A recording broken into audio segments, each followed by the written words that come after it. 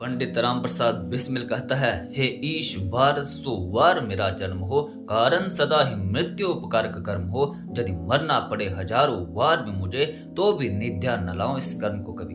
बिस्मिल कहता है कि 100 वार मेरा जन्म हो, बार तो वर्ष में हो, और हजारों बार मुझे मरना पड़े तो इस देश के लिए मरो, इस मिट्टी के लिए मरो। पंडित राम प्रसाद बिस्मिल को जब फांसी होने वाली होती है तो जेलर उससे कहता है कि तू अपनी अंतिम इच्छा बता। बिस्मिल कहता है, रहने दो, तुम मेरी अंतिम इच्छा पूरी नहीं कर सकते। तो जेलर कहता है, तुम्हें बताना पड़ेगा, अपनी अंतिम इच्छा बतानी पड़ेगी। बिस्मिल उन्हीं की भाषा में कहता है, I wish the downfall of British Empire. मैं ब्रिटानिया हुकूमत का खात्मा चाहता हूँ, लो करो मेरी अंतिम इच्छा पूरी। जेलर कहता है, जी हम तुम्हारी अंतिम इच्छा पूरी नहीं कर सकते, तुम कुछ और बताओ।